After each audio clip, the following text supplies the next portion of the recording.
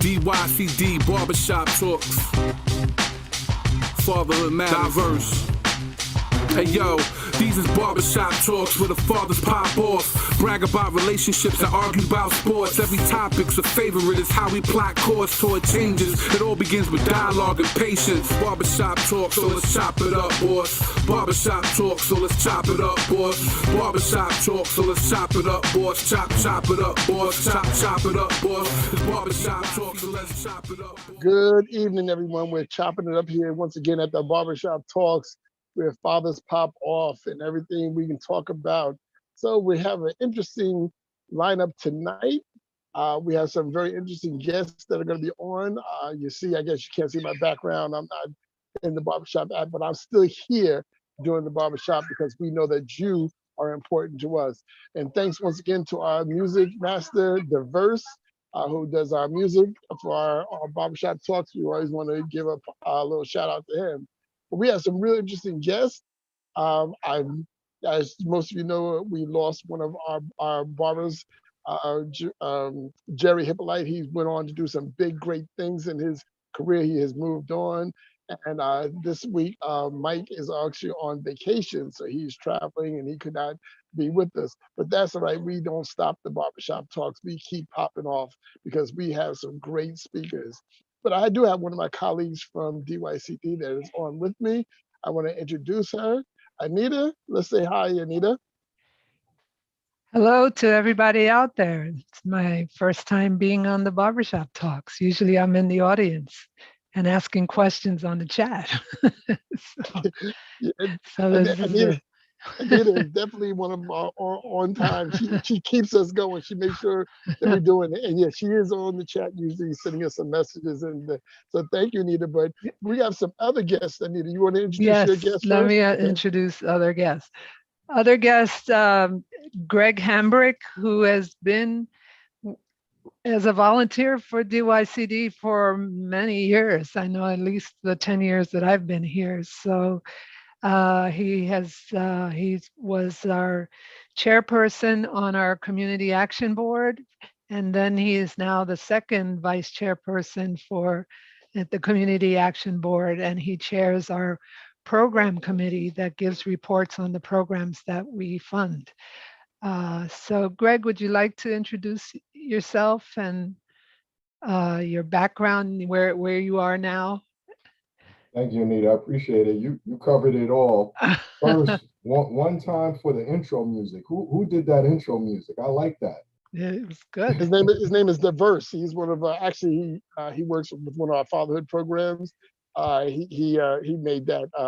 It's a little bit longer, but we only play that portion of it. But. I remember joining the talks once. Unless I joined late. I don't remember hearing that intro, but I like that. Yeah, it's new for this year. Yes. Oh, yes. It is new. Okay. Yeah. Nice touch. So it's nice to see this evolving. So good evening, everyone. Glad to be here. As Anita said, Gregory Hambrick. Been on the community action board for I think Anita's 12 or 13 years now. Oh, so there you go. On the board as a private sector member, and as Anita mentioned, I chaired the board for 2 terms. Currently the director of talent acquisition for .go. We are a mobile healthcare and medical transport organization. So I oversee recruitment for the organization on a national level. My background is in human resources, talent management, talent acquisition. Prior to that, many years with Mobile Sporting Goods. So many of you that live in the New York area, I'm sure are going to be familiar with that retailer. And I grew that company from 65 stores to before their untimely demise, 145 locations throughout the Northeast. So glad to be here, glad to be a part of this conversation. Thank you. Greg, that's where I know you from, because you used to send me those bags from Odell for fatherhood. That's right. So that's what I did. See, I haven't forgotten. I was waiting to see if you made the connection. I saw your name. Thanks a lot, Scott. Appreciate it. Thank you, man. Okay, thank you. And people who are on with us, this is really important because what he does with the neighborhood boards is something really important. We're going to dive into that. And we're going to really want people We lost him. Okay, until Scott comes back. Greg, you were also part of the youth board, right, for DYCD? Yeah, I'm actually Yeah. still a part of the youth board, youth committee. So work with them as well on some youth-oriented initiatives, and obviously delving into summer youth employment program and other programs that are beneficial to retail to employers like myself. That's great. Yeah. So I guess we should continue with the introductions. I see Charlie Barbay is here. Do you introduce yourself, Mr. Barbay? Hi, thank you, Anita. Good afternoon or good early evening to everyone. My name is Charlie Barbay. I am the project manager at the New York State Community Action Association in upstate New York. I previously, before working at NYSCA, worked at DYCD down in New York City. That's where I kind of got my start in community action. And I was able to, land a role up here working with the upstate network at NYSCA. I've been at NYSCA for about 4 years now. I was at DYCD for about 4 years. So I'm almost coming up on a decade in the community action world. It's been a great ride. I got to meet a lot of amazing people, some of which are on this panel with us tonight. And I just can't wait for you guys to hear and be a part of the conversation with us. Sure. Great, thank you. Derek Phillips, please introduce yourself. I know you're an old timer to the barbershop. Yes. Good evening, everyone. I'm Derek Phillips. I'm the CEO and founder of Real Dads Network. In addition to being the CEO and founder of Real Dads Network, I'm a retired assistant principal from New York City Public Schools. So I just retired 3 years ago as a high school assistant principal.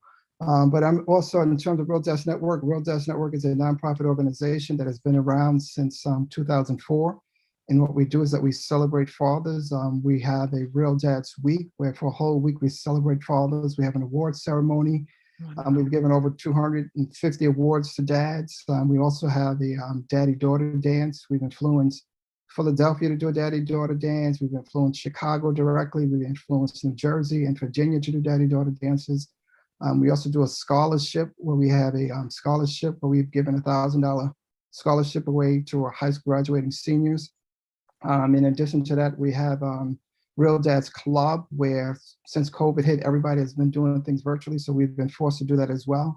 But we've been meeting every Thursday for 2.5 years. We have not missed one Thursday in 2.5 years. We have dads that are from around the country, well, from around the world, because we have dads that are from Africa and also from England that joins our calls on Thursday. It's just a support group for dads every Thursday. And so what we do is that we just try to promote positive fathers. We're also very active in trying to change some of the policies when we talk about fatherhood and parenting. And one of the things that we're really advocating for is for shared parenting bill for New York State.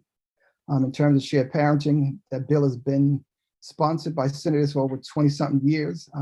But a lot of times we're not aware of that bill because a lot of people have not really put together organizations and support a collaborative effort to really make some noise around shared parenting. But we're just here to support fathers in any way that we can. So Scott, thank you, and thank everyone for inviting me here this evening. You back, Scott? Scott is back. Man, let me tell you folks, see, when people don't want good information get out, some way they find a way of shutting it down, but the barbershop never shuts down. Yeah, so we have some more people that we're going to do. So it was just Derek? It was Derek and Charlie and Greg. So, okay, so I'm going down the line. All right, so Charlie? No, Charlie did already. Oh, Charlie, wait a minute. Yeah. Charlie, did you show both babies?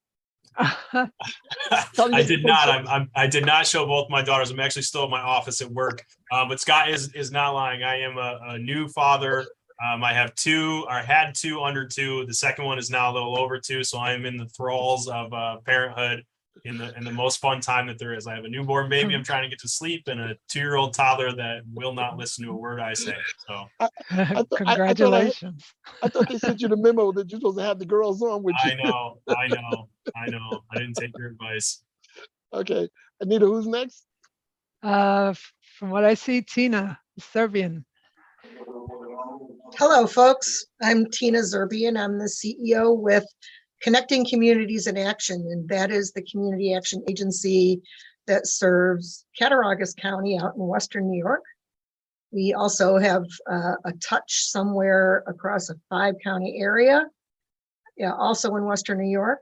I've been with the organization for over 40 years, so I've been around the block with community action a bit. And I am so excited to be here with all of you tonight to have this conversation. Thank you. Thank you. And next, Belva Dorsey. Good evening. Thank you so much for extending the invitation for me to be a part of this conversation. I'm Belva Dorsey, the CEO for Enrichment Services Program. We provide services to 11 counties in Georgia and Alabama. So based on the introduction so far, a lot of people in the New York area, but we are in the South. And like I said, we do serve 11 counties in this particular area. And I have been with Community Action for over 20 years now. Wow. Well, Belva, I can assure you I'm down here in the ATL and all is good. You're doing great work down here. So. Thank you, sir. So Dalitso Sulamoyo, I hope I said it out right. You said it perfectly. Thank you so much. Thank you again for the invitation to be part of this discussion. My name is Dalitso Sulamoyo. I serve as the Chief Executive Officer of the Champaign County Regional Planning Commission, which is in Champaign, Illinois. We serve about 18 different counties. I also serve as the chair of the Illinois Community Action Association, and most importantly, as the chair of the National Community Action Partnership, which will be having its national convention in New York City beginning next week. Thank you. And then I think last but not least, Romel Schuler, man up. Yes, good evening. My name is Romel Schuler. I'm the director for Fatherhood Initiatives, Wounded Father Project. We have a program for non-custodial fathers. We do a variety of different sessions with non-custodial fathers addressing anger management, child support issues, and all the above. And we also have a boys club with young boys from the ages of 5 to 15. Thank you for having me today on this program. Great.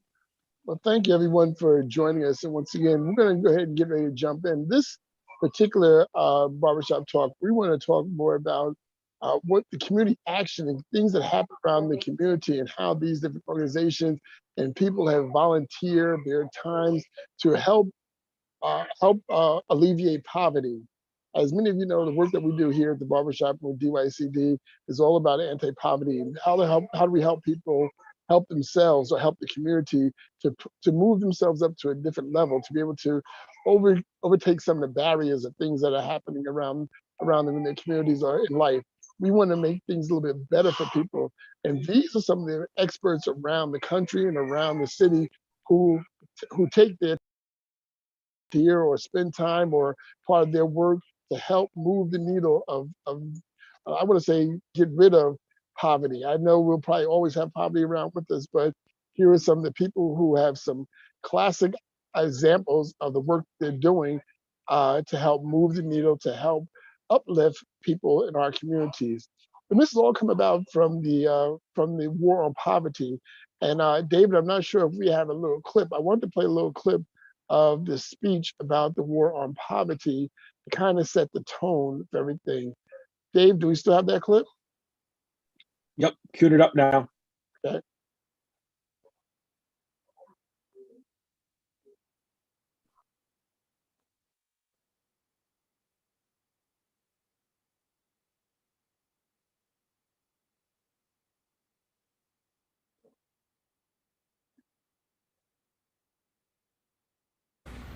Many Americans live on the outskirts of hope.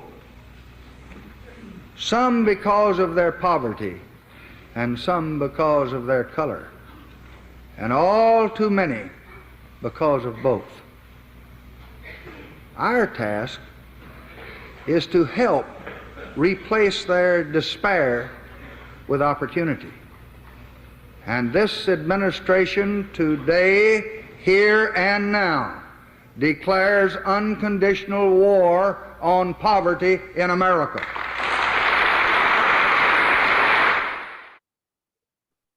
Thanks, Dave. So that was the cry back in 1957 about the war on poverty, that we're declaring that we're going to fight about poverty. It shouldn't have to deal with your skin color, your economic status. These are things that should not. And as, once again, if we're in America, we say America is a great country. These are things that people should not be experiencing here in this country. So I'm going to jump in right now with Bella. I'll start with you. So what are you all doing to help this war on poverty? So I'd like to just share some information from the Economic Opportunity Act first before I talk about what we're doing, and I'll make this brief. But several years ago, I really wanted to go back and read what the Economic Opportunity Act of 1964 included, because I felt like it was time for our organization to really refocus on our purpose for being created. And in the declaration of the purpose of the Act, it says, it is therefore the policy of the United States to eliminate the paradox of poverty in the midst of plenty in this nation by opening to everyone the opportunity for education and training, the opportunity to work, and the opportunity to live in decency and dignity. And when I think about that being written over 50 years ago, it still is very relevant today. Mm-hmm. So our particular organization is doing, when I think about the opportunity for education and training, we are the early Head Start and Head Start provider in our community. So we're trying to ensure that children are prepared to be successful in school. But many of you know that with early Head Start and Head Start, it's a whole family program. So we're not only focusing on the child, but we're working with the family. So that's one of the things that we're doing to address poverty, focusing on education. So not only for the young child, but also with their parents, because many of them have goals to continue their education. We're also offering employment training. So we offer scholarships for individuals to gain job skills and move into the workforce, because we know that's one of the ways for people to get out of poverty. We're also focusing on family strengthening programs as well. So again, whole family approaches, looking at financial literacy. And oftentimes we'll hear, parents say, well, I don't have enough money to even think about a budget, but there is some literacy that families need to have. So I'll say those are some of the main things that we're doing as an organization, as well as addressing systems or policies that need to be changed in order to help families get out of poverty. So Tina, I want to bring you in this conversation because you've been on this work for a long time. And I know you've seen and heard all the different situations and questions and policy and conversations and legislation that have come and go. So what's different?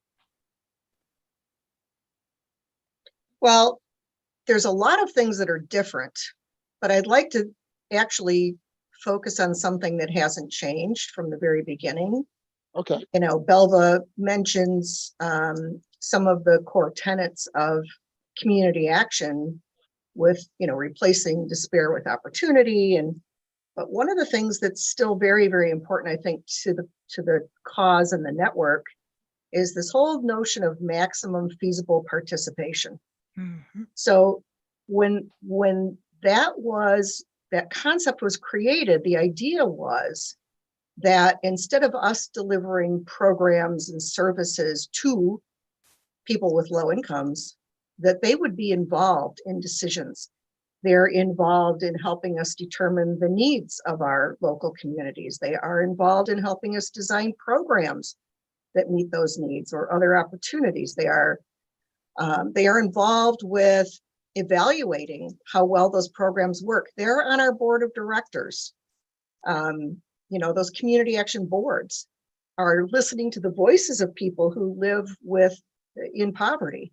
And I think that that's a really important point about community action. What differentiates us from other nonprofits, other service providers in the country.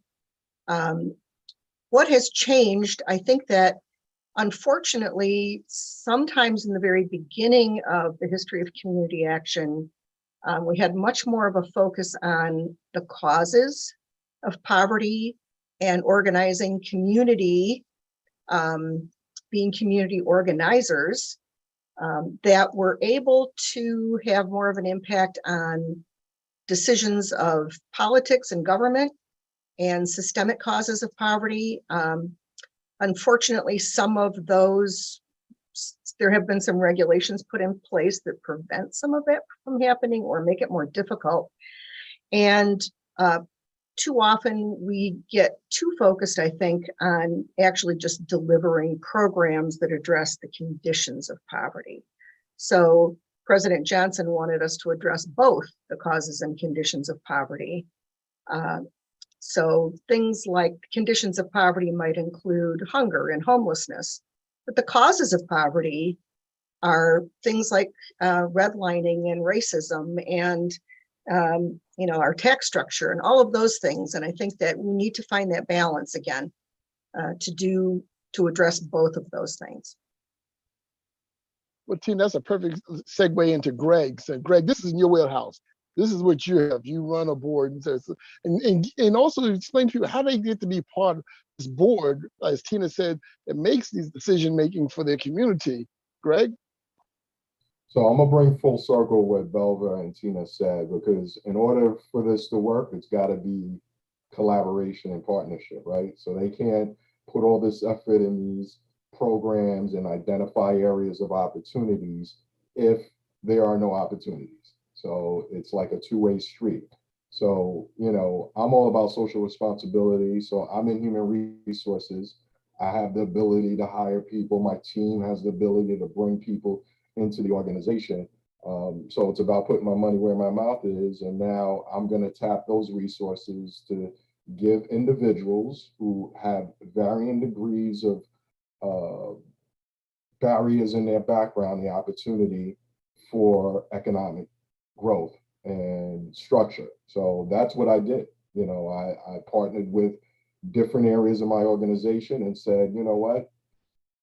I'm going to recruit from the colleges. That's part of my strategy. I'm going to do these job fairs. That's part of my strategy. But I noticed there was a percentage of people that I know that are qualified for the job that don't have access to these tools to be able to get jobs, and they're in situations that they didn't create. So I wanted, and this probably will seem like a shameless plug for DYCD, but their SYEP program, their Lattice for Leaders program, their Work, Learn, and Grow program were all opportunities to help grow my workforce, because now I'm tapping into a targeted group of people that wouldn't have access to economic opportunity otherwise, to be able to bring them into the organization and grow my workforce. And even better than that, those programs collectively, I would offer maybe 5 to 7% of them permanent job opportunities just based on their work ethic and productivity and so forth. So that's how I view, social responsibility and community involvement from a, professional and work background. But it was born out of my own personal desire to give back. Dad from West Virginia, mining town, moved here when he was 18, big family, not a lot of money. My mom from South Carolina, even bigger family, and everybody migrated to New York because they wanted the opportunity. But because they had tough opportunities, they were able to be successful in their own right. And my brother did not see the the struggles that they had. So to my point, even though I didn't struggle like some of my friends did and other families did, it never stopped me from kind of giving back. So I think, what Belva talked about, what Tina talked about is right on spot, but it's about collaboration. You got to have opportunities to kind of bring this full circle. And, I represent, I'm a CAB member on the DYCD board as a private sector member. And I've sat on this board through 3 different companies. And through three different companies, they were able to see my vision and support of this, to be able to represent, a private sector company, because I want to hear what the challenges is. I want to be part of the solution. And I also want to use it as a tool to kind of market it to other employers, because there's so many employers, I know, Belver and Delisto, I hope I'm pronouncing it correctly. You're from other areas, but in the New York area, there's no reason why every employer should not partner with a CBO to be able to provide opportunities for youth and young adult. And you're right, Belver, I close on this. I'm glad your program focused on, the young kids, but as well as young adults, because we often focus on the youth, but we can't forget there are young adults in certain age categories that are struggling just as much and not getting the same opportunity to kind of, turn their life around and be able to have access to, economic tools to be able to better themselves. Greg, you said an acronym that I don't know if all of our viewers know. What is a CAB? I know what a CAB is, but can you break it? Right. Community, it's very important. Appreciate that. Community Action Board. So Community Action Board is kind of the volunteer governing body for the DYCD, where we meet on a quarterly basis to discuss a lot of the programs that the city has put together to be able to really feed into, creating economic opportunity for a lot of different residents of the New York City area and the 5 boroughs. Now I'm going to go to Anita, because Anita is in charge of the CABs. And Anita, this is what her unit does. And maybe even hopefully we can throw up the survey, because this is an opportunity. This is the time of year for most New Yorkers and people around New Yorkers. If you want to make a change, you want programming, you want to see things in your community, this is a golden opportunity to hear your voices. But I'm going to turn over to Anita to talk a little bit more about that. Sure. I didn't get a chance really to introduce myself and my part with DYCD, but I am the Senior Director of the Neighborhood Advisory Board, Community Action Board Liaison Unit. And David, who's our tech person, is part of that as well. He is a liaison, and we deal with the maximum feasible participation that Tina was talking about. And that's continuing these long 58 years since the law went into effect. And what we do is we get community residents where the poverty is 20% or more of the population to work on these boards to help us do a community needs assessment every 3 years. And right now, in 2022, we have a community needs assessment going. And we're asking everybody in New York City to fill out the community needs assessment to let us know what's going on in your community. Even though it may not be a community that's technically 20% or more of the population in poverty, it's still part of the city. We still touch each other anyway and interact with each other anyway. So we need to hear from everybody so that we can make adjustments to programs, or we can find ways to get new programs, maybe not with the community services block grant funding, but maybe with other funding, and we can create the demand that needs so that this idea, this war on poverty, can continue. Even though, as I said, we're 58 years later, the people have changed. There are people that have benefited from these programs and who are no longer in poverty. There are people that have become business people like Greg, and there's people that have become elected officials that are helping to further this notion of community action. So that's what we're doing here. And I think I have Tina beat on the number of years because I was 7 years old in 1964, to tell you my age. And my mother created an agency that community-based organization that got funding from this pot of money that was for anti-poverty programs. So I grew up in community action, and I am now working on the other side with DYCD and hoping to further it and to help as many people as possible that need these services. But it's a pleasure working with people who are committed to their community, who tell us this is what's needed in our community, who will go out and do the community needs assessment, who will hold the public hearings to get live testimony, and then come back and decide with the small, relatively small amount of money that we have to prioritize the data that comes out of the community needs assessment to see that their communities need, let's say, senior programs, or they need healthy family programs, or they need fatherhood programs. They do that work all. They set the priorities. They also allocate the funding. And then they read the proposals that are submitted and rate those proposals. And then we have the programs that we have today. So it's wonderful to work with these people and to see such dedication. And the Community Action Board is great too, because as Greg said, it's a whole bunch of different people from the private sector, that's either profit or nonprofit. And then it's also elected officials that are part of it. And it's also members of our communities that we serve are also on it. And together, they decide the policies, they see the programs, they see what's going on. They make their comments of what needs to be fixed or adjusted, I should say, and to make things better in the communities across New York City. So let somebody else talk. So, yeah, well, I was gonna jump. I think I want to pronounce it right. Dasu. Did I say it wrong? Delitso. Delitso. Delitso means blessing. Delitso, Yes. I want to give you an opportunity. Sure. Can I just say blessing? It means blessing. Yes. Mm-hmm. But can I just say blessing? Then I know I'm going to mess up the name.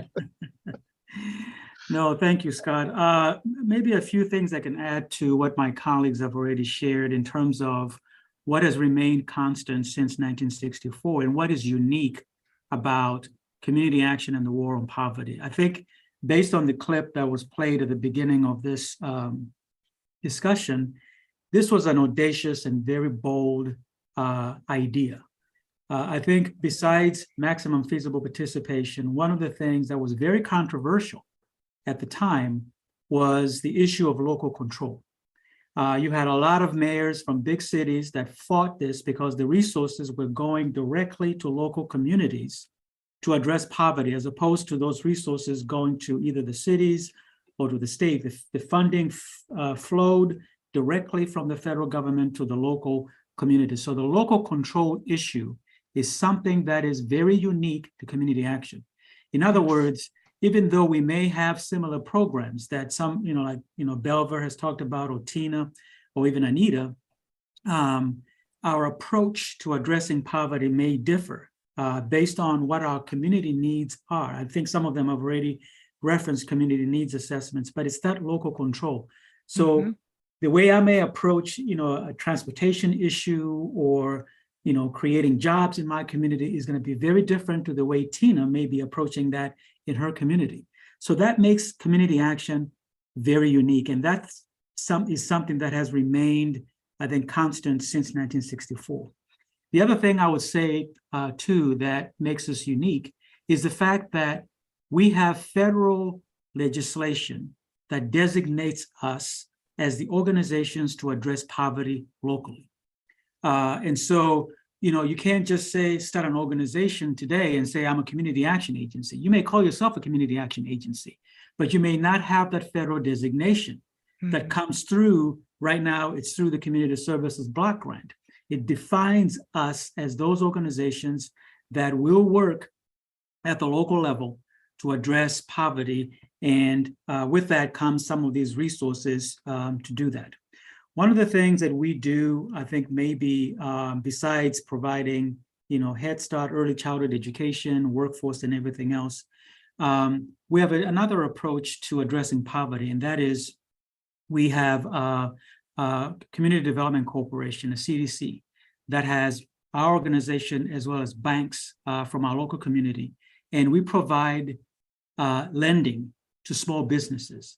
We've provided financing to barbershops, to hair supply businesses, restaurants, and other businesses across our community.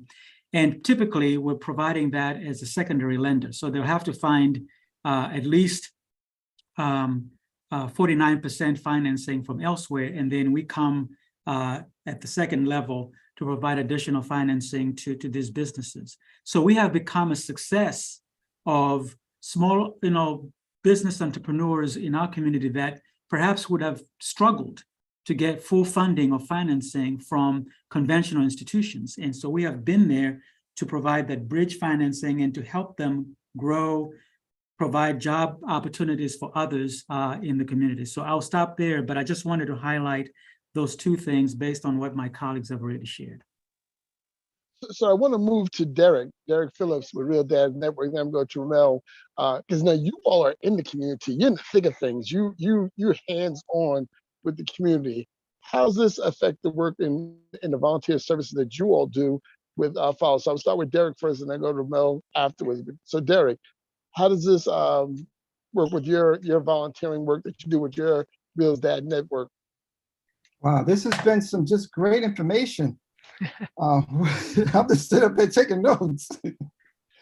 Wow, in terms of just poverty, I think what tends to happen is that a lot of times when we talk about poverty, we always start with the young, with our children. And we're doing a lot in the areas of early Head Start programs. So we're doing a lot in that area. But I think when it comes to that other area of the adults, I think we're sort of lacking in that area. And I would just say that we did some research about 3 years ago, and we looked at every zip code in New York City. And we identified 55 poverty neighborhoods. So this is what our statistics came up with. And in these poverty neighborhoods, we're talking about people who are 25 years and over, right? Mm-hmm. Less than a high school diploma, 33% in the Bronx. Less than a high school diploma in Brooklyn, 24%. Less than a high school diploma in Manhattan, 23%. Less than a high school diploma in Queens, 30%. Less than a high school diploma in Staten Island, 16%. High school graduates in the Bronx, 28%. In Brooklyn, 28%. In Manhattan, 20%. Queens, 29%. Staten Island, 28%. So if they're not graduating from high school, and what we know based on Ron Mincy's research is that wages have not changed in over 40 years. The only way the wages have changed have been for those who have continued to go to graduate work. That's when wages have changed. So if we have a lot of our young people in these communities, 25 and who do not have a high school diploma, and what we're seeing in a lot of these communities is that some of them are working, but what they're part of is what's called the working poor. So they're still living in poverty.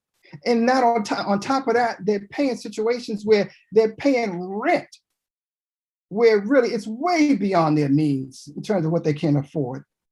So what they're doing is that it's this continuous thing where you can't really get out of this rut because there's not a lot of services and support to help them. So what happens is that this continues and it ends up being something that's being passed down to their children as well. So I think we have to really focus on not just one aspect, but I think we got to look at the whole family. Because when we talk about poverty, or we just talk about the family, we tend to talk about the family in terms of, when we say family, family really means for a lot of agencies, mother, and children. But they do not include men. They do not include fathers. So what we know based on the statistics, a lot of fathers are there, but a lot of fathers need support as well. So when we start looking at this whole thing in terms of poverty, I think we really have to look at how do we make it more inclusive, even with some of the public programs. You know, with WIC, what was WIC? WIC was women, infants, and children. Mm-hmm. You know, so we have to really include fathers. So a lot of fathers are struggling. You know, in a lot of agencies, we still have not, I think they're still not as father friendly as they need to be. I think a lot in terms of when we talk about the policies, it's not father friendly because I think they tend to think that if, as a man or a father, that you're supposed to have this together, but you know what, they don't. And some of them don't have this together because we also know that when we talk about just racism, racism was really geared towards men. You know, in terms of Florida, they passed, there's a new law called the Commission on the Social Status of Black Men and Boys. It was a bill that was passed in Florida by a senator in Florida. I forgot her name, it's gonna kill me, but she passed this, but she had this bill, right? And it stated that historically, the federal government has created policies that have created barriers and obstacles that have prevented Black men and boys from succeeding. That was her bill. She passed, and Senator Rubio passed it on the Senate side. It was passed into law in 2020 by Trump. So now there is a law. The law is a commission on the social status of Black men and boys that state historically the federal government has created these obstacles and barriers that have prevented Black men and boys from succeeding. So those are the challenges that have sort of keep a lot of men and fathers in poverty. So we have to change this policy, but we also have to start gearing some funding towards men as well. So I want to move to Ramel, because Ramel, you work directly with men, with Man Up. That is all your thing. You do nothing but work with men. How does this conversation move the work that you're doing? How do you get the men to help out? You're in the fight. You're in the front line.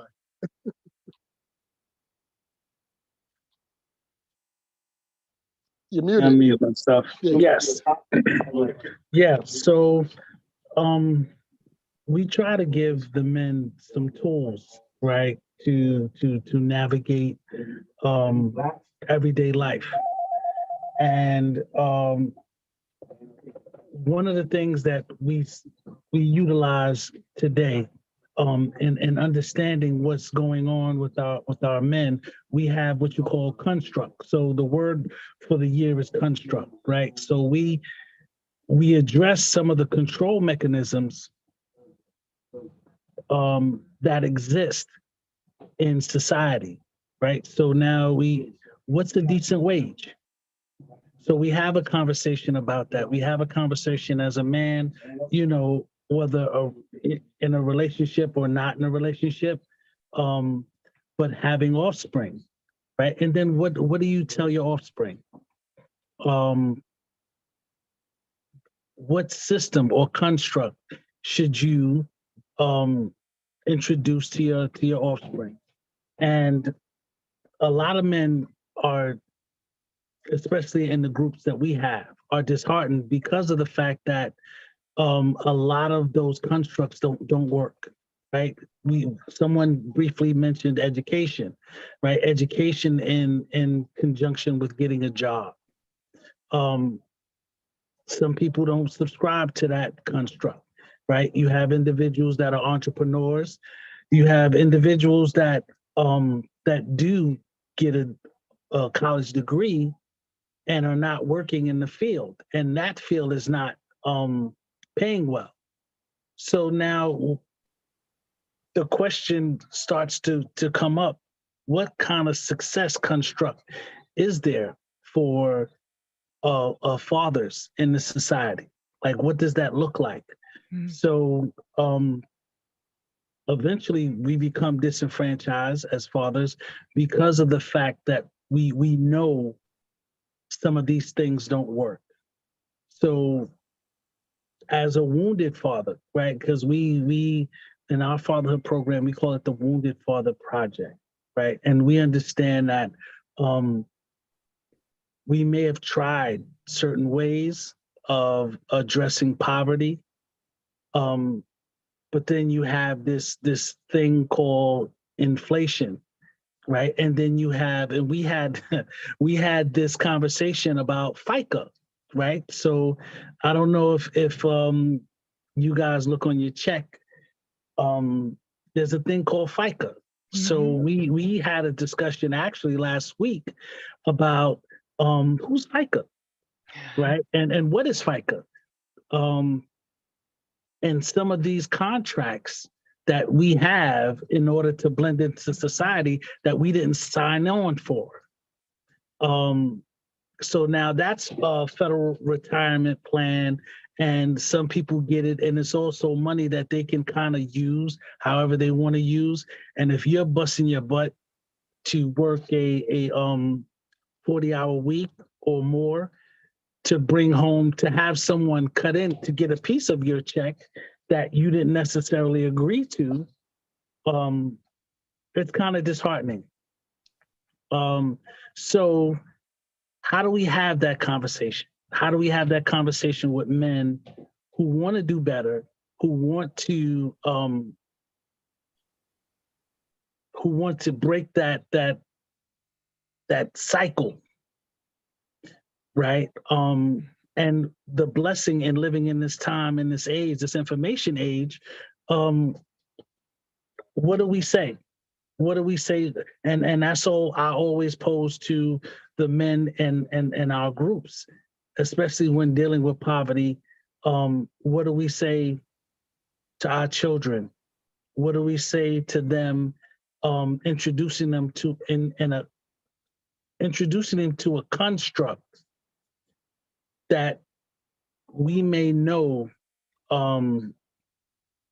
may not work for them, right? Everybody's not a line worker. And I think we've come a long way from the time of being an agricultural society and the need for individuals, putting individuals in school to get them out of the workforce.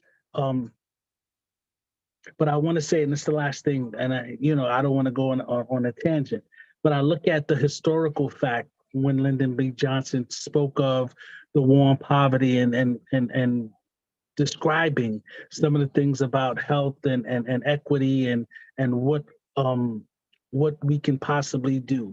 So here at Man Up, we employ almost 80 individuals, 80 tax-paying individuals. Started off with two brothers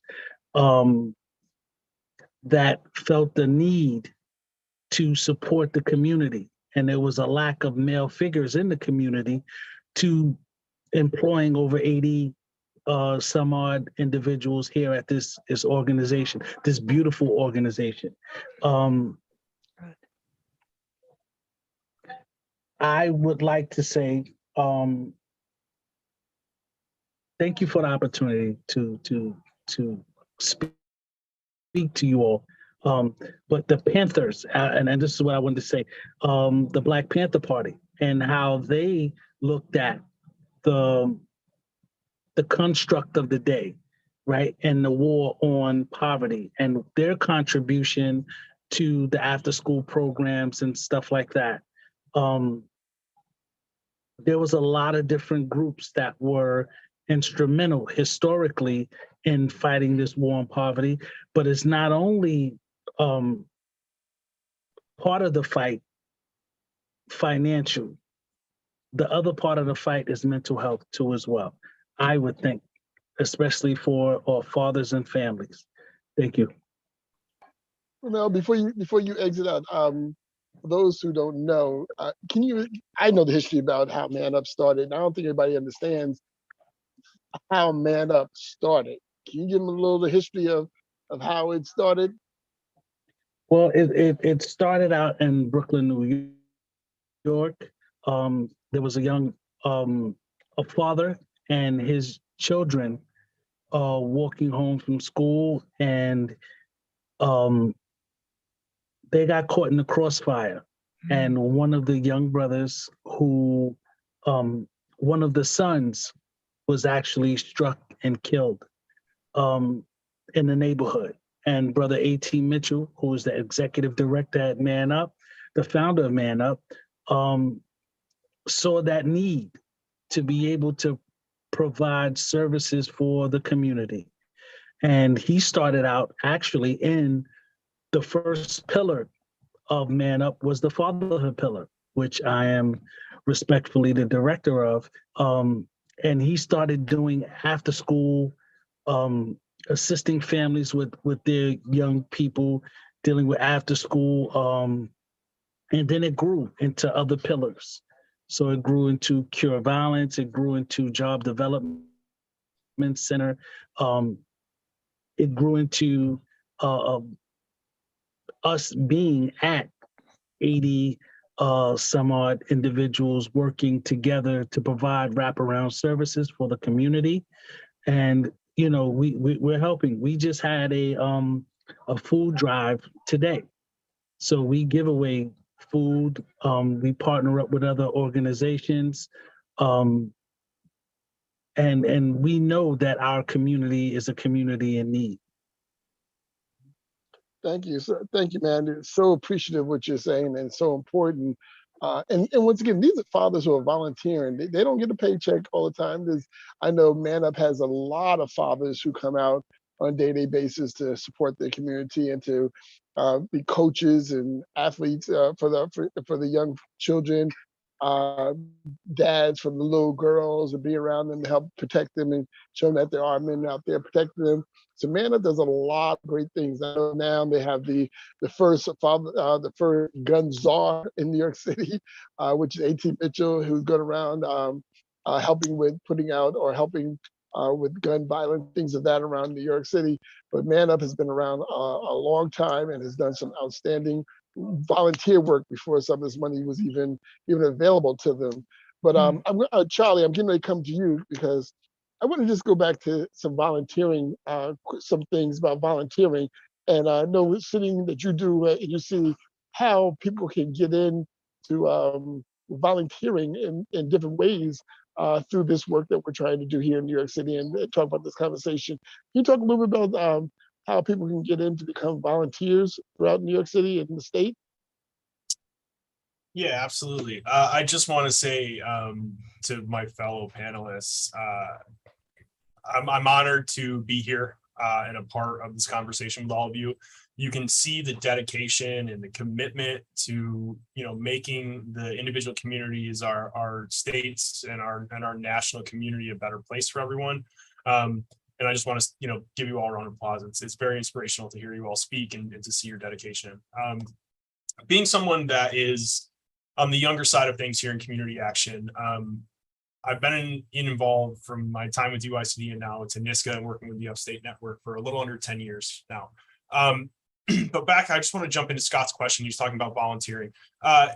Here at NYSCA, we work to help coordinate with the upstate providers as well as DYCD down in the city to really produce a network that encompasses, you know, the spirit of community action, which is providing an outlet, providing resources and a pathway for people to pull themselves out of poverty, right? Provide that hope when they live on the outskirts of hope.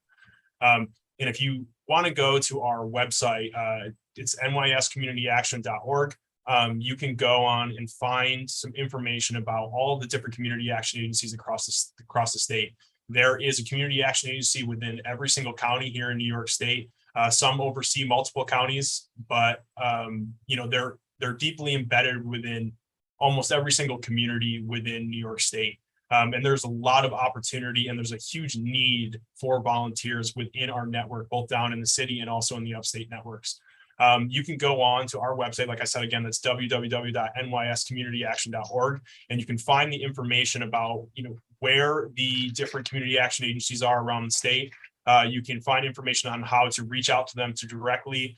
They have programs, you know, ranging from everything from, you know, Head Start and Early Head Start to fatherhood, senior services, childcare. You know, there is a wealth of different programs that need people. They need boots on the ground, right?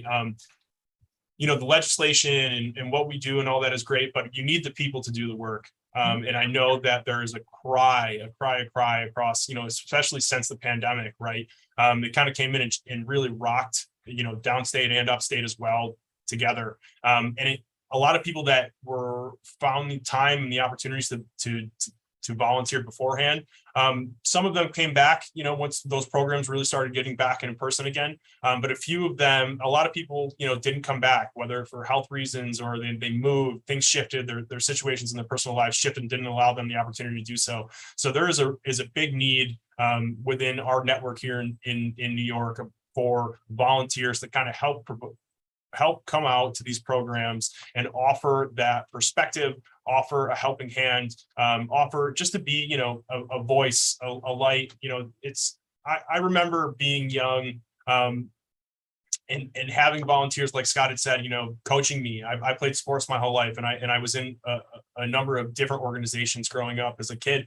And as children, I think they really get a lot of value out of the adults that come there. They see that they're taking time out of their day to come here. They're investing their time and their interest into making sure that you do better in whatever aspect or whatever initiative or whatever program that you're in. And I know that means a lot to the younger generation. And I know that, you know, there's a sense of, or there's a reward that comes with that, like a sense of accomplishment. You feel great. It's good to help people do good things, right? And so I just want to push again back to our website at www.nyscommunityaction.org. You can see all the information for all the different 47 community action agencies. Tina's in Cattaraugus County, Connecting Communities in Action. Scott Leach and them work for the DYCD team down in New York City, and everywhere in between. There's a huge need.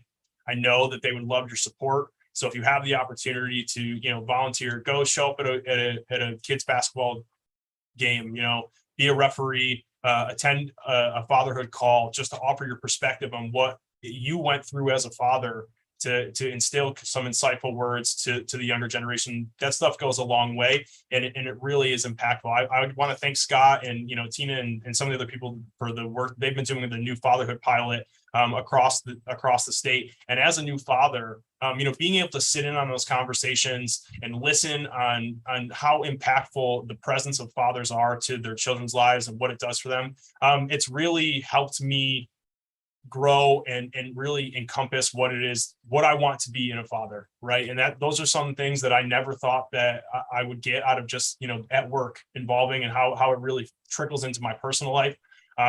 So I just can't say enough about how important the work is that these community action agencies are doing across the state and across the country, and how important it is for, you know, people to get involved and be a part of the conversation and make sure that, you know, there is something that you can do to help someone else. It might be a kind word, it might, you know, be a physical action, but there is something, no matter how big or how small, that you can do to impact someone's life for the better. And you have the opportunity to do that. Just reach out. They will welcome you with open arms. You know, whatever county you're in, whatever city, whatever community that you're in, there is an opportunity for you. And you can find, you know, what those opportunities are and where you can reach out to on our website at NYSCA.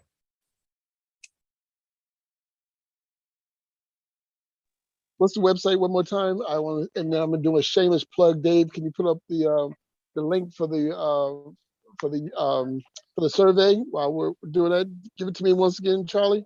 Yeah, that's www.nyscommunityaction.org. And I know, you know, DeLizzo and some of our other panelists are not here within the New York network. And I know if people are tuning in from across the country, and not just here in New York, you know, take advantage, go on and see what community action agencies are available within your state. I know that the need for their volunteers and the need for support is not just here alone in New York. It's across the entire network and the entire nation. So if you're out in New York, you know where to go. And if you're outside of New York, just reach out, do a quick Google search of community action within your state, and you'll find some really great resources and opportunities of people you can reach out to.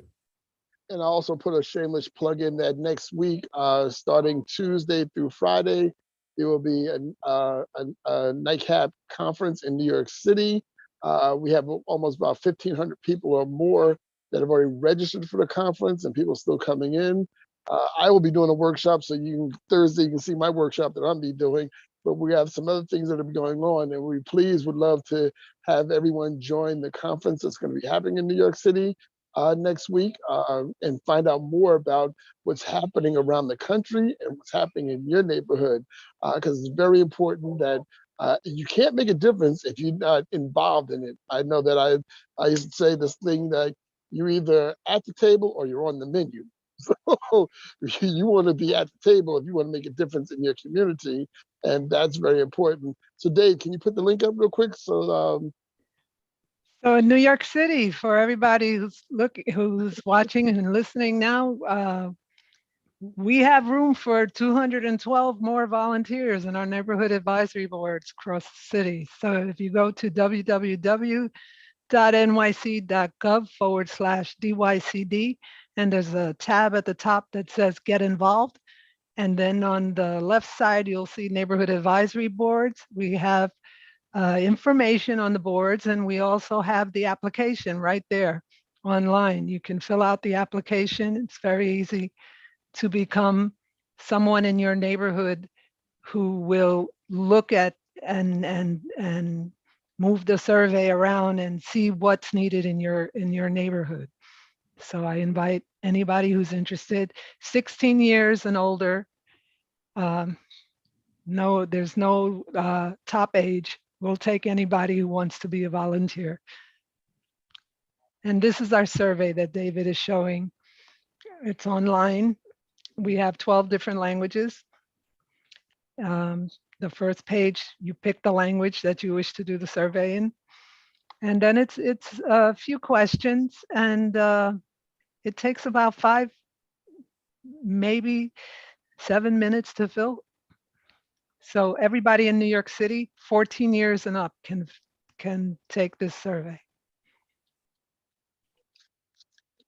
So New Yorkers, especially those who are New Yorkers listening, don't say we haven't given you opportunity to weigh in on your situation. So I want to go back to some more stuff to talk about. I think I'm not sure if it was Derek or Ramon who talked about when we talk about poverty, we don't really always talk about men in poverty. And since we're talking about fatherhood work right now, I do want to get into that because a lot of times, especially men of color, are left out of that conversation and have forgotten. And I always think back to the dating myself to Julia when the social worker came in and was looking for the razor in the cabinet, so she could find a reason why not to give this money or help this family out by trying to discard their need for poverty help because there was a man involved. I think it was Derek was talking about Derek, maybe you want to expand a little bit more about, the difficulties it is for especially men of color to raise up out of this life of poverty, especially if they have child support. They really got a twofer. Wow, thanks, Scott. Are you talking about Claudine, the movie? Oh, Claudine, yeah. Yes. I'm sorry. Claudine. Yeah, but that's just part, that's one of the challenges is that, like I said, in terms of when we talk about, fathers, we tend not to be intentional in terms of speaking about fathers, right?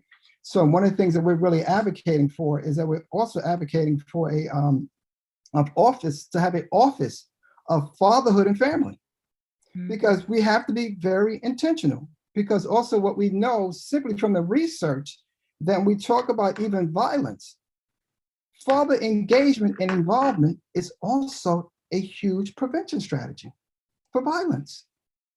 So when we talk about lifting children out of poverty, we also have something else we know based on the research. Children do better when fathers are involved. They graduate at a higher rate, they live a longer life, they stay out of trouble. So with all these things, when we start looking at the research in terms of the impact, and Charlie, this is what you had said as well, Charlie, when you talk about the impact of the father. So we're looking at this research, it's very, very clear. When fathers are involved, our children benefit tremendously. So how come we are not gearing funding towards fathers? So I think a lot of that has to do with our mindset. It has to do with the perceptions that we have of men, where we tend to think as men, they don't need help, they should be on their own. But if we're going to talk about, when we say pulling families out of poverty, right? We say families. And when we say families, fathers are part of the family. Yes. So they are part of the family. So I think we just got to change our language. We got to change the way we do things, because a lot of fathers need help. And when you're helping fathers, sometimes I think there seems to be this mindset that when we're helping fathers, we're helping these men, and these men should be on their own. No, what you're doing is that you're helping families. You're helping families, and fathers are a part of the family. But now we were talking about systems, and I think it was Bella, I think you were talking about systems, and how are some of these systems that were created by government, as Derek alluded to, that the government has finally come to say, hey, listen, we did it. We've held them back. We've held men of color things. What are we doing about changing some of these systems that we've created? We're not really talking about them, but some of these systems are still present and here. Bella, you want to build some systems and Yes, I'll be glad to start the conversation about some systems that keep people trapped in the cycle of poverty, and then, pass, the conversation on to someone else. But one of the systems that we have been addressing locally and at a statewide level is the one that many people either call benefit cliff, or, so it's, there are people who are receiving public support to help with childcare, to help with housing, to help with food. And when they make a little more money, then cut off. Yes, those supports are either reduced significantly or eliminated before someone is really able to take care of those supports. And so the support systems or the supports are reduced faster than their increase in income is able to I'll say, take care of those expenses. And so we are trying to address that, like I said, at the local level, the state level, and even I serve on the board for the National Community Action Foundation. And we're having some conversations about that as well. So that's a huge system, because there are some people who unfortunately have decided not to accept increases in pay because of the benefit cliff. Yeah.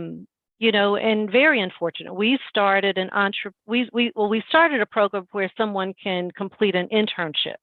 They go through training with us, and then they can work with our employment training program to gain some job skills, get paid, and then go out and get connected to another job or become an employee of our organization. And we saw firsthand that once they started earning a wage, their housing support was reduced. Mm-hmm. And many of them came to us and said, hey, I'm going to have to quit this job because I can't pay more money in housing. So I'll say that's one of the systems that we're addressing. And other systems that we're talking about, some impacting fathers. I know sometimes with housing, if people are trying to live in public housing, sometimes the male can't be there in the house. So that's another system that has to be addressed. So those are two that I'll just raise up, and I will give others an opportunity to address any other systems that need to be addressed. Anybody else want to jump in real quick and talk about other systems? Yeah, one of the things, maybe if I could add, Scott, is sometimes I think with some of the programs or services that we're providing, we find ourselves really facing an uphill battle. I will use, for instance, utility assistance. This is pretty much, I think, a Band-Aid approach to assisting families, but it's not a permanent way of addressing utility affordability, because at the heart of the issue is the fact that families cannot afford the utilities. I know right now in Illinois, we're dealing with extremely high utility rates due to whatever's going on in the Ukraine and everything else. And so I'll give you just a very quick example for illustration purposes. You have a household that's like 1,000 square feet.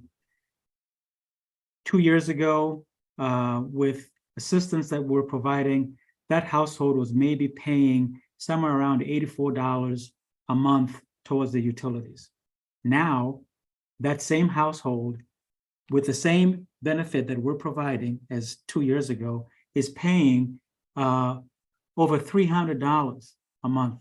So when you're on a fixed income or limited income, you're spending close to 30% of your income towards utilities. How do you get out of poverty? So the issue is not having more resources. The issue is how do we make utilities affordable so that our families can, be able to have stability. They can avoid homelessness, because sometimes when utilities are cut off, you end up, if you're a renter, you end up getting evicted. So, these are some of the issues that I think as community action, it's not just about us providing services, but we have to advocate. We have to work to ensure that we can create these systems that are conducive to our families and individuals to get out of poverty. So I want to go to Greg. Greg, how do we get our members to understand these things? Because I know now you said at the head of the table and you lead a board. Do these conversations come up at your meetings, stuff like that? That this is a real life situation. I can't pay my rent. I can't buy groceries. But people are asking me to step up to the plate. Are we missing something there? I know we have a lot of great programs that are happening, but where are we talking about that? Are we talking about that, Greg? Yeah, those conversations are happening at the meeting. As Anita alluded to, a large membership of the CAB are people from the communities. The private sector represents, the private and public sector represents a small portion of the membership of the Community Action Board, but a large number of people who are living and breathing this. So they're bringing real life situations to the board for that discussion. We can only assume, but they're bringing it, to fruition. So a lot of those conversations are happening. Anita and I could probably compare notes on, some of the most vocal members of the board who are constantly reinforcing these things. They challenge, sometimes they challenge findings, in the RFPs and the community needs assessment. I mean, the community needs assessment is probably the most effective and valuable tool that I've seen to really understand what the community needs. But we dig into a lot of that at the meeting, Scott, various sectors, what members of the family it affects. Are these services just part-time, offered part of the year, or can these services be offered, year-round for individuals? So in a broad sense, a lot of these conversations are being had, and honestly, we walk away oftentimes with other ideas on, number one, how we can share the information, because a large part of it is people don't know. There's a lot of these things that exist, a lot of these programs and resources that exist, but getting the word out is always an opportunity. So one, we always walk away, how can we share this information? The other is, are all the right people at the table? Right. A lot of times, I listen to those stats that Derek talked about, the graduation rates and things of that nature, and you were talking about specific boroughs, and I kind of lit up because I see some of those challenges even from an employer standpoint. Bronx is one of those boroughs that I think has the highest opportunity, but we're kind of behind the 8 ball, and part of it is, it's all about Manhattan and all the businesses are in Manhattan.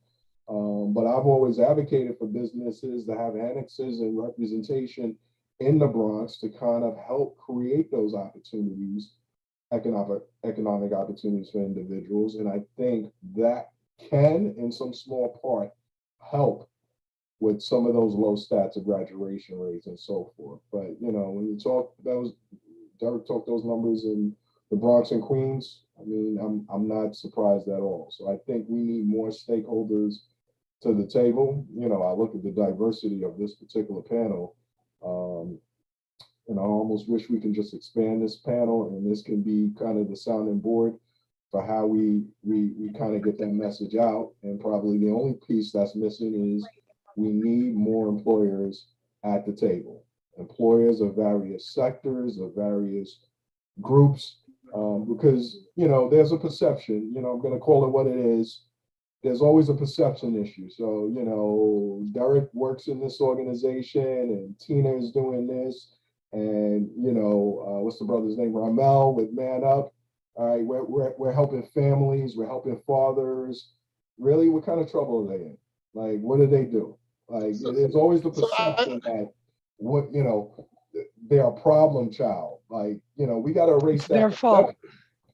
We got to erase that perception. So I want to jump to, yeah. So I want to go to Ramel, because Ramel, this is, I keep taking it back to you, that if we can have great programs, but if my basic needs are not met, because I live in a food desert, I gotta live with 13 people in the house, because, you know, we all gotta figure out how to way to pay this electric bill, but it takes 13 of us, and I was exaggerating when I talk about 13 in the house, especially during the pandemic. So I remember we had meetings online and people were stacked to the hilt in the house during the pandemic. But this is real in the communities that you all serve. So we have great programs, but if I'm starving, how effective am I in any program? Yeah.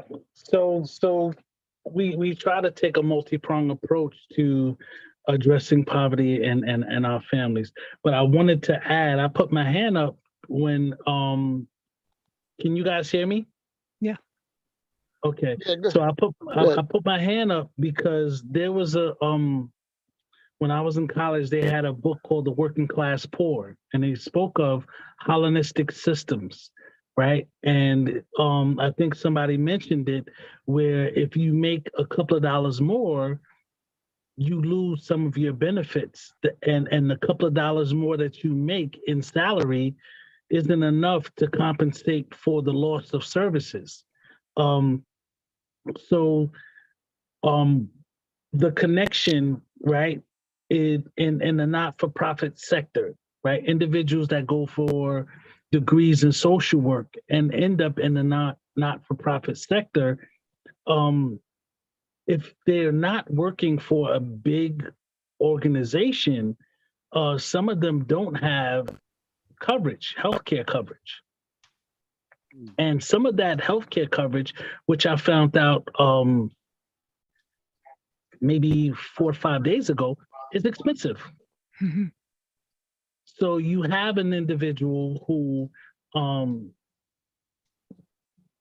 who is out here working, earning a living, and can't afford healthcare in 2022, right? And what is a logical person to do if they were to say, get on public assistance and accept a way to make money off, which I get a lot because I'm a business owner too as well, off the books, right? They rather get paid off the books, and they'll they can still keep their services, you know, and you kind of drive people in this logical thinking people. If you know, you think about the possibility, if I'm making $15 an hour and I still have my benefits, and if I get a $2 raise, I lose my benefits. That extra $2 is not going to pay for my health care. That extra $2 are not going to put food in the pantry. The extra $2 is not going to support any kind of upward mobility, right? And you can't even save that $2. Yeah, because FICA is gonna get that $2. Absolutely, unequivocally, yes, he will, or if it is a he. Right. So I guess I want to go back. Yeah, no, I think you did. So I guess to the panel, I just wanted anybody. We say we've been fighting war and poverty for over 50 some odd years, but it doesn't sound like we've done much. You know, I hear we have great programs. Good. It's done much, and it does much. It's done a lot. It's done a lot. Yep. It's what you have to understand. It's not the same people from 58 years ago. We have other Right. people who are growing up and they're poor also here in this country. We have people who come from other places that are living here. You know, it's a movement. It's like a sea moving. But the systems have stayed the same that are keeping people in poverty. And that's what really has to change. That's And what I the want to get to is how do resources, we, And the resources ahead, have Tina. gone down. you It can't win a has. war if you don't have If you don't paid fund it. soldiers. Yeah, exactly. So Exactly. But what is, I'll tell you as one we get thing ready to that start winding down, can I just say what go ahead. does help? These needs assessments that we do every 3 years do show us what's really needed in the community. In 2016, we found out that there was a lot of people that were th- that had food insecurity, and especially young people were, you know, didn't eat enough, and we were able to leverage not just CSBG funding but also other funding, and our discretionary program opened a whole bunch of food pantries across the city. Plus, we also put in feeding programs in our youth programs. In the Cornerstone programs, there's feeding programs. So we can address those other needs through other sources of funding. It doesn't have to be just CSBG. And I think that's what part of community action is to see where else we can go. And I'd like to just add that the war on poverty has had a lot of successes. Yes. Even locally with our community assessments, we tracked the poverty rates in our different counties, and we did see a decrease in poverty. But then once we looked at the period when we had a recession, then that had an impact on what was going on locally. And we're still trying to see how COVID is impacting our communities, but we're going to see an increase there. So it has been successful, but there are some factors outside of our control that have happened that will drive the rates back up.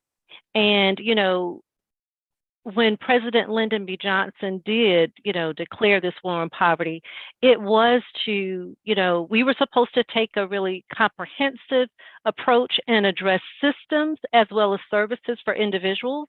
Mm-hmm. And then I think we shifted a little bit, as someone mentioned, and started focusing more on services for individuals. But we have to focus on more than just the individual, because those systems have to be addressed. We have to talk to our U.S. elected officials and tell them about these systems. And those are conversations that we've had to explain the benefit cliff. So at the U.S. level and at the state level, but it has to be both and not just one prong. Scott, if I may jump onto what Belva just said, please. You mentioned, go ahead. Not only providing programs, but having community action play a role in changing community, really, in changing systems. And I think a good example of that is, all right, so if you have a problem with homelessness, you can provide programs on an individual or family level and a granular level that help that person or that family get out of homelessness. Or you can build and develop affordable housing in your community. You can talk about the high cost of utilities and help that person or that family with an emergency utility payment. Or you can help to build, involve people in the development of solar communities, for example. We can talk about suicide prevention on an individual level, or we can, as a community, start to talk about trauma and trauma-informed care. So I think that we really need to address both of those things at the same time. We can't just focus on services. We have to focus on, community development at the same time.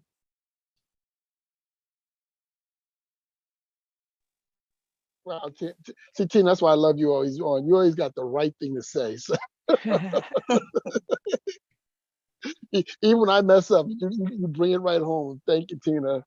So anybody else have anything else? Because Scott, this is Scott, something that we'll go ahead. Scott, if I could add to what Tina and Anita and Belver have said, I think, yes, definitely, it shouldn't just be the services, but then the other thing is with the funding that we receive, there are a lot of restrictions that have been put in there purposely to prevent us from really doing the level of advocacy that we were intended to do as this whole idea was conceived back in the 60s. So you will find that there are restrictions for us to really get engaged in things like voter registration. Right.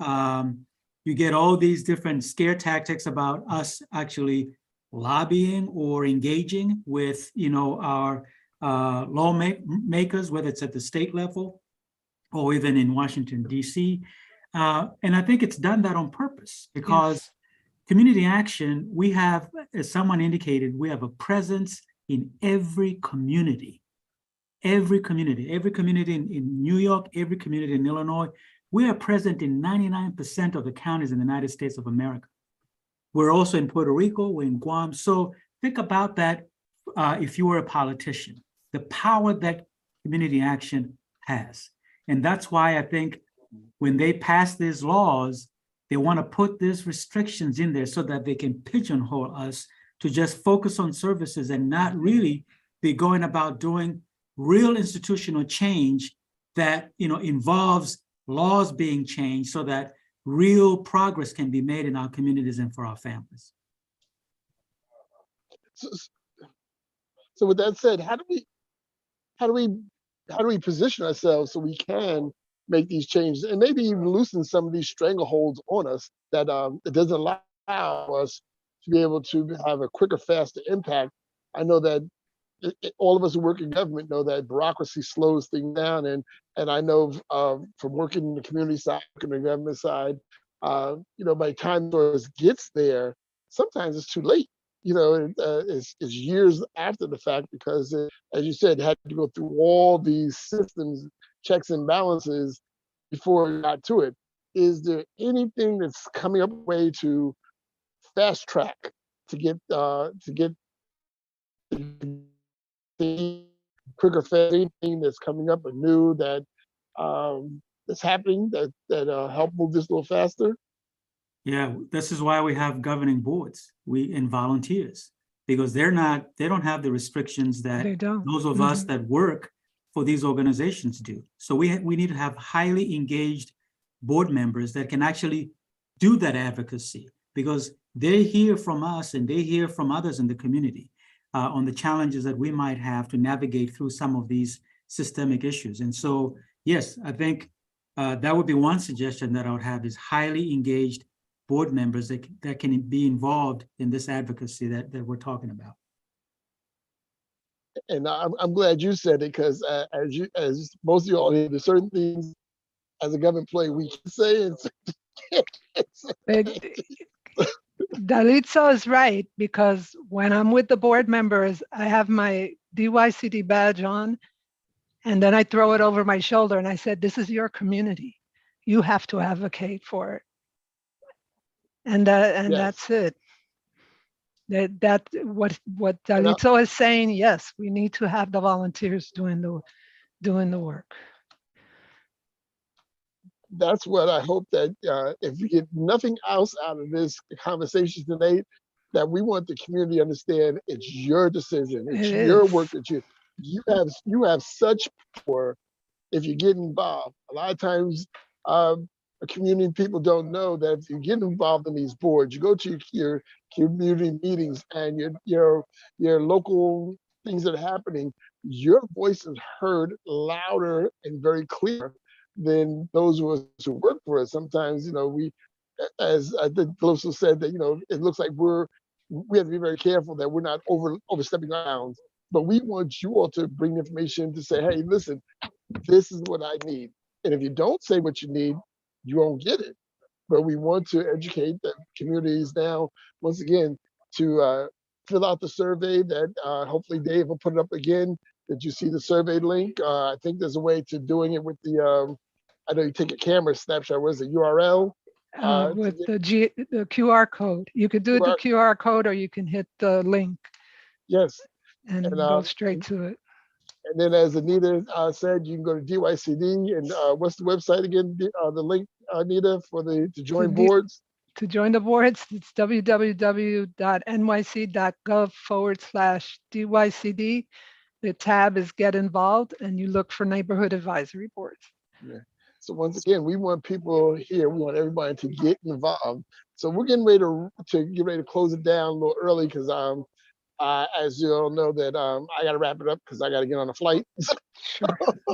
But so I want to start going down. So Bella, I'll start with you. Some closing comments, remarks, anything about this, and maybe some next steps that we should be taking. So I really just want to echo what has been said already, that we really do need the community to get involved to address some of the issues that exist in our communities. We need them to share with us what the issues are, to help us advocate. You know, there are several volunteer opportunities.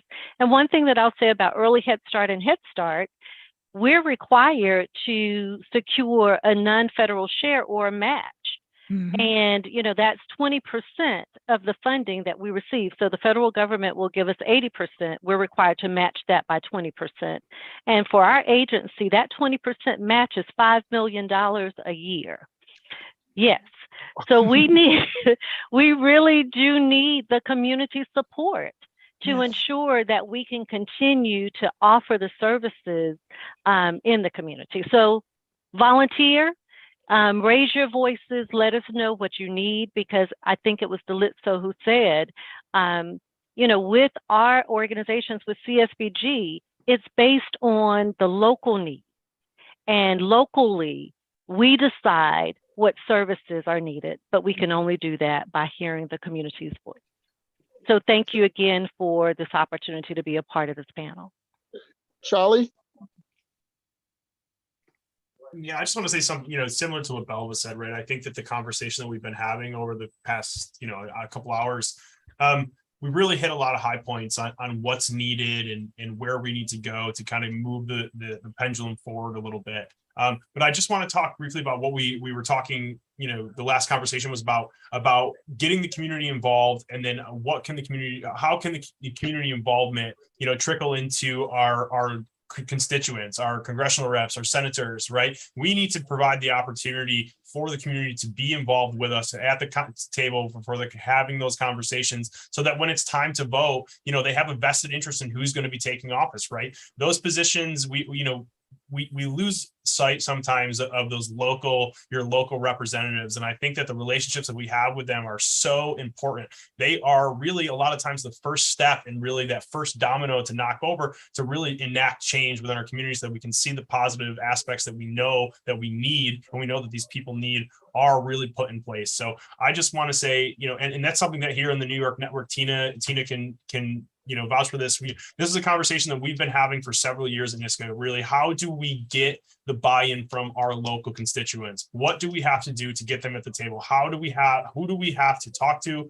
Who do we have to reach out to? You know, how can we really make sure that they are hearing the need, not only from us, but from the community members, right? Because ultimately, like Anita is saying, you know, these community needs assessments are very, very important documents. They tell the story of exactly what's going on at the local level. And when you build those together in the collective, then you have your state and your national and your all those needs kind of just build up together. And so, you know, please, I know she said it multiple times. They put the link in the chat. If you live in New York City, take the survey. It doesn't take much time out of your day. 5 minutes. And you really, guys, you don't understand how impactful and how beneficial and how important that is to the work that we're doing. It really sets the tone. It helps us set the direction. So I just want to say, you know, thank you to everybody. Make sure that we're continuing to do the work. If you're in there listening with us, like I said, there's plenty of opportunities for volunteering. There's plenty of opportunities for you guys to get to the conversation, get to the table, to be a part of the conversation. And we welcome you with open arms, and we would love to hear from you. So whether it's in New York, it's in Illinois, Georgia, you know, different counties within the country, like Delitso had said, we are in 99% of the counties within this country. That is an astounding number, and we should be proud of that, right? That we should be proud that we have been able to impact or be at least get within 99% of those counties, because there are thousands and thousands and thousands of them, right? And everybody's needs are different, but a lot of them are the same, right? You know, the foundation of those needs are really the same across the board. And so I'm happy to help continue to do the work, as I know the panelists are on here, and we hope that you'll join us in this work, because we know there's a lot still to do, even though we have been successful, like Anita and Belva and Tina had told us, the war on poverty, like even though we have a long way to go, we have been very successful. We have people in the Community Action Network have helped to impact the lives of people for the better part of 50 years. And we're just going to continue that progression moving forward. So thank you all for your time today. Charlie, you know, I gotta open up a chair for you, because you're gonna have to be a regular. So get ready. I'm looking forward to it, Scott. I'll make sure that I can attend more of these moving forward. I really am just so inspired by the words of all of you on here on the panelists, right? Like being on the younger side of this. I'm not trying to age any of you guys up, but being on the younger side of this panel, it really is inspirational. You know, I know you guys have been working at this for decades and decades and decades. And we know that there's work still to be done. And so I'll make sure. Sorry, did I one too many decades? Did I throw one too many decades in there? I should have stopped at the first one, fine. right? It's fine. We're going to live forever. But I promise, you know, as someone who's just really getting my footing within the work of community action, it really is inspirational to see what you guys have done, and I'm going to do my part to make sure that we keep moving this forward. So, thank you all. Deletso, you're up next. I'll be very brief. See you next week in New York City. Looking forward to it. Yeah, are you doing a workshop, Deletso? Or are you just going to visit? They've got me involved. Well, I'm the chair of the National Partnership, so. They've got me involved in quite a lot. So make sure you get on the Queens bus when you go into all the events. Everything you do it on the Queens bus. That's what I'm in charge of for the activities. Anything in Queens, do. Tell all the constituents do everything in Queens. So it's funny I'm saying that because our commissioner gave us a challenge, and he gave us we have a little behind the scenes bet at DYCD. So I'm in charge of Queens, so everything at the Queens. Well, your commissioner is my fraternity brother, I see. So. Oh, Derek's your fraternity brother too. So I'm gonna go to Derek next. Go ahead, Derek. No, I think Mike is a Kappa. So I'm an Alpha. No, he's not talking about Mike. I thought the commissioner is an Alpha. Oh, the commissioner. Oh, so he's in my chapter. He's out of my chapter. Commissioner Howard. He's out of my chapter. He's out of my chapter. Stop saying a brother up there. Go ahead. Yeah, you know what? You know what this makes me think about, Scott? And I think this is something I think we need to go back to. In November of 2019, one of the issues that we were having is that I felt was that we're working too much in silos.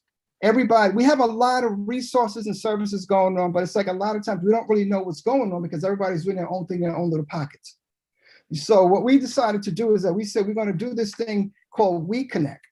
And what We Connect, the purpose of We Connect was to go to every borough in New York City and have events in every borough and bring out all the various organizations. So we started it.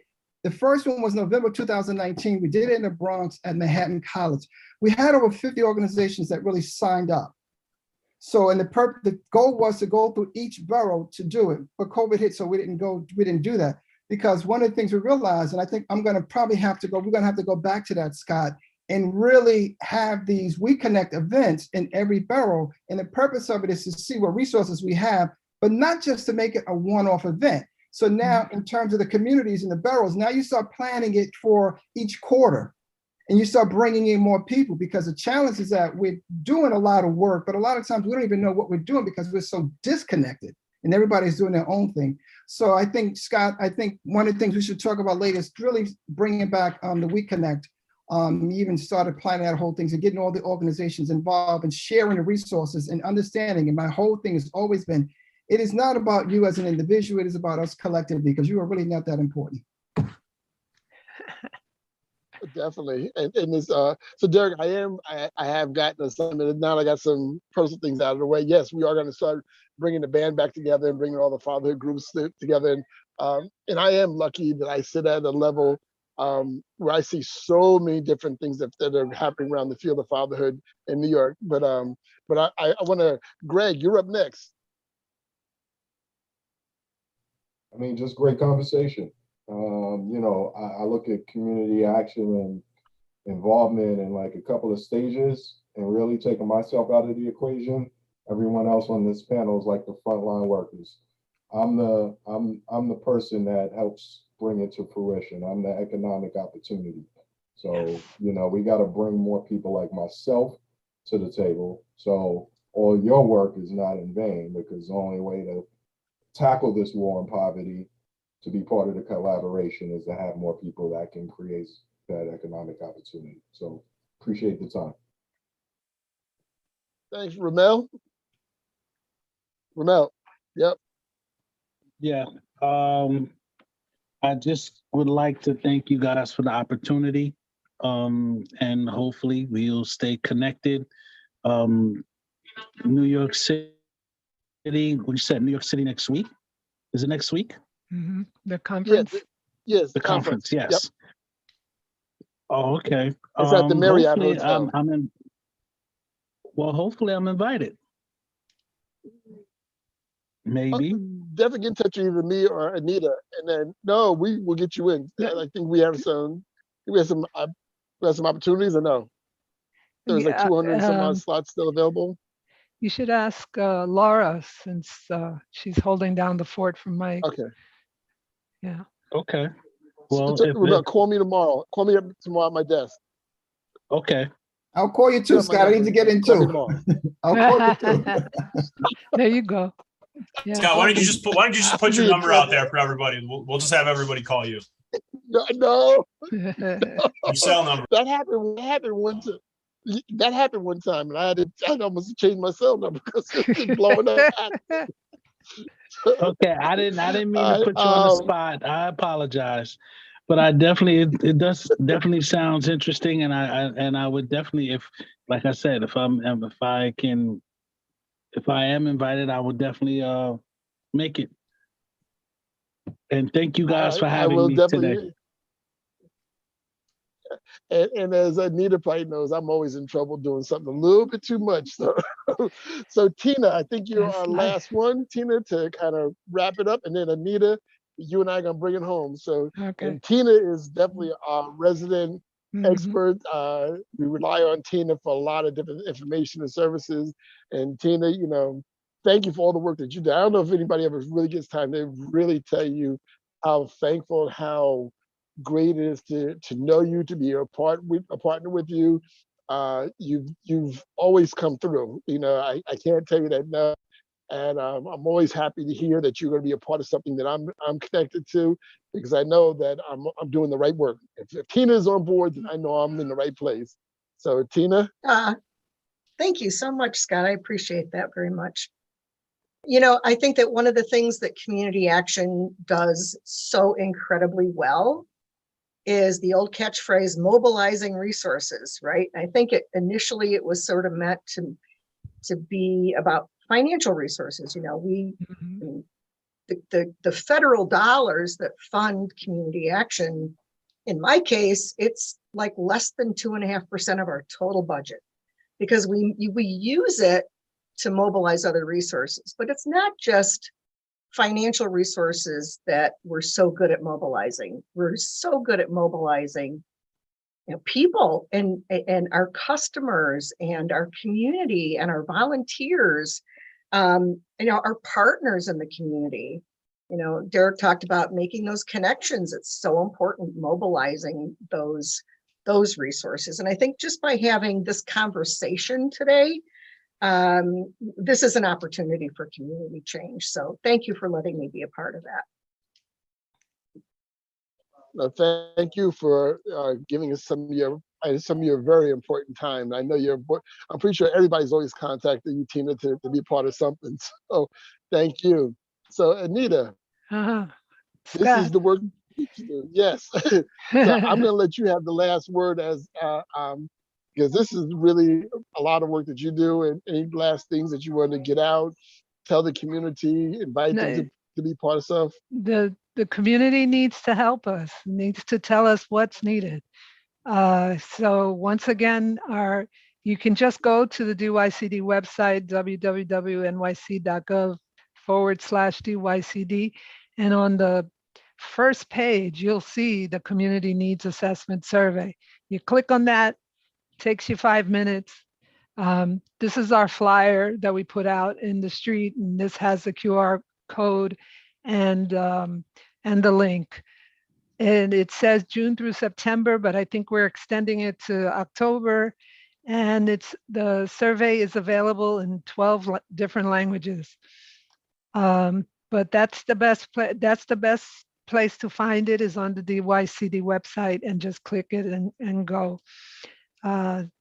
But we need your voices for everything that was been talked about today. We need your voices to know, so that we can leverage what services are given to the community, and we can maybe leverage some changes across the country with our colleagues that are here. So we have to keep on struggling. The struggle continues, as my mother used to say. In Spanish, you say, la lucha continúa. Well, thank you, Anita. And I'm just so happy that I finally got you on this side of the YouTube channel. So I really appreciate you doing. So in closing right now, I want to just talk to our community. You know, it's you who are making the difference. It's your voice. It's what you can sit back and complain. I don't like this. I don't like that. I don't see this happening. This is something wrong. You can point the fingers all you want, but anytime you're pointing a finger, remember there's 4 pointing back at you. So at the end of the day, you gotta look at that person in the mirror and say, what am I doing? How am I getting involved? What am I making a difference in my community? What is it that I can get involved? And don't worry about getting paid for everything you do. Some of the best work you can do and the best reward you can do is volunteering for someone. I can tell you many times often how I have done things for free for people, and they come back later and tell me how it was meaningful to them. And if you've never had that feeling, somebody coming back and thanking you for something that you don't even know that you really did, and they really are praising the work that you've done, you have never really lived until you get that time that you just done something and you've given it away for free, and that freeness that you gave impacted somebody's life, and they come back and tell you, it's something you can't even explain. It feels great. So today, once again, we're going to make sure our communities know that we need you to get involved. Go find out where your community action organization is in your community. Become part of it. Be an active member in it. If there's a community board, join it. If you're not really sure about joining it, go sit in a meeting and hear what's happening. Lend your voices to it. Spread the word around. We have flyers that we need to get out to people to get information out. We need you all to pass the word around. If you've got the UR code and you've got the link, please share it and talk to your family members, your neighbors, and let them know that, hey, listen, we can make an impact. We can make a difference. And the impact starts with you. All right, now we're going to wrap it up. And thank you once again. And I'll ask all my panelists just to hang on for a second as we cue up our closing out music for tonight. And we will see you next week at the Barbershop. And I want to remind everybody that September 22nd is Dad Take Your Child to School Day. We're looking for fathers and father figures to be in presence in schools that morning with children on your arm. Let them know that we as men, we appreciate our children's education. This year's the theme for Dad Take Your Child is my child safety first. And we want to make sure dads understand about fathers and safety. And we know that, as Derek has said before, when men are involved, children are safe. So dads, take your child to school. September 22nd. All right, Dave, take us out.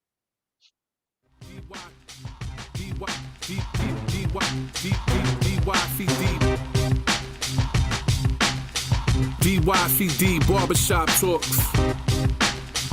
Fatherhood matters. Diverse.